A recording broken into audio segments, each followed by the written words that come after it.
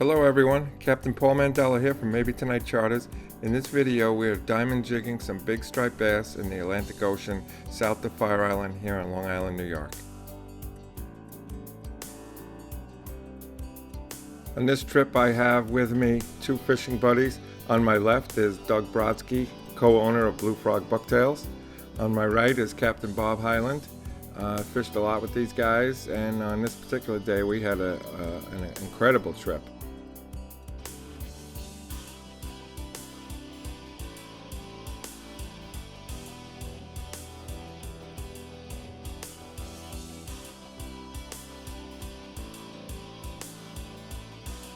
The method we're using in this trip is we're diamond jigging in about 40 feet of water.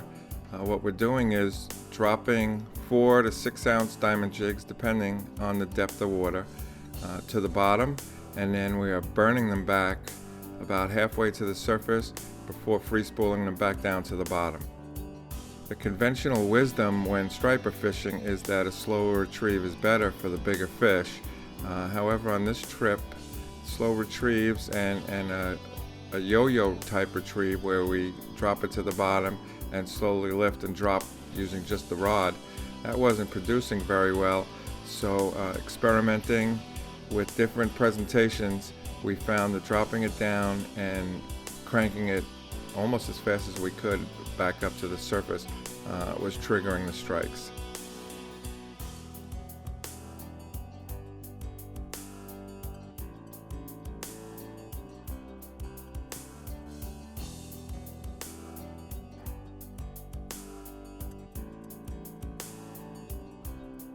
This type of fishing, the easiest way to find the fish is travel around the ocean and you'll find the birds wheeling and diving as the bait fish are driven to the surface by the game fish underneath them. We did that for a while, however it seemed to be smaller fish, so what we did was idle away from the crowd, started marking schools of fish and bait down near the bottom, and that's where we really started connecting with larger fish. Triple headers, 3 of us hooked up at the same time, were very common on this day. The tackle we're using here is, I'm using 8-foot star rod from their Stellar Light series with a Shimano Dakota 600. Bobby to my right is using a Rogue rod SW806C. He also has the Dakota 600. We're both fishing 25-pound mono, and Doug on the left was switching back and forth between a 6.5-foot Fenwick and a 6.5-foot Shimano Travala rod. In this shot here, you'll see why I prefer using the longer 8-foot rods, so I can work a fish when the fish gets up along boat side. If he takes that last-minute run, we can swing him around the outboard motors and work him without getting tangled up in the lower units. Whereas later on in the day, Doug with a shorter rod had a good fish up at the boat side, took that last minute run right into the propellers, ended up cutting them off.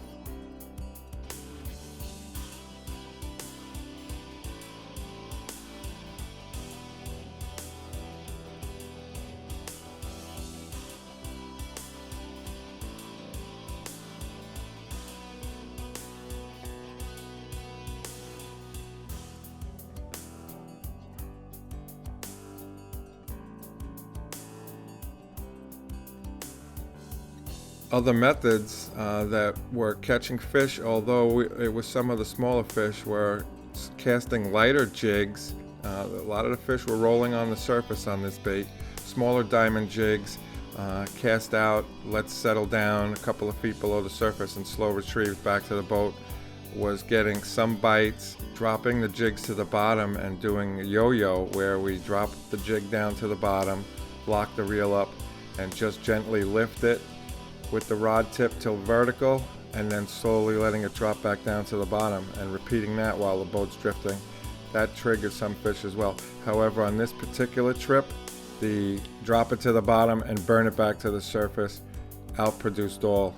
We ended up, final tally, probably about 50 fish between us, ranging from 20 pounds to the largest was 36 pounds. 7 of the fish went over 30 pounds, so it was a really good trip.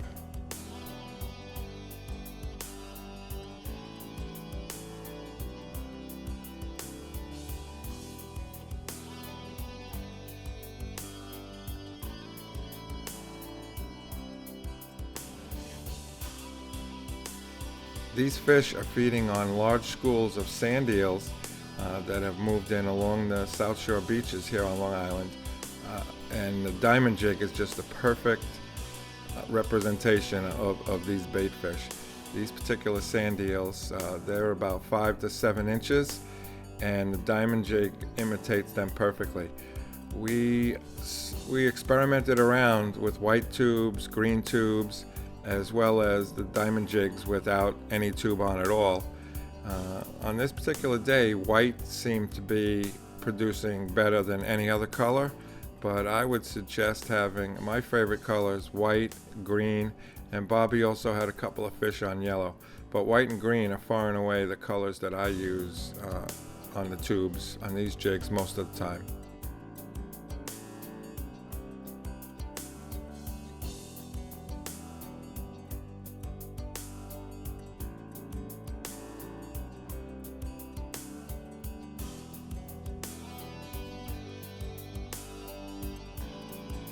So that'll wrap this trip up.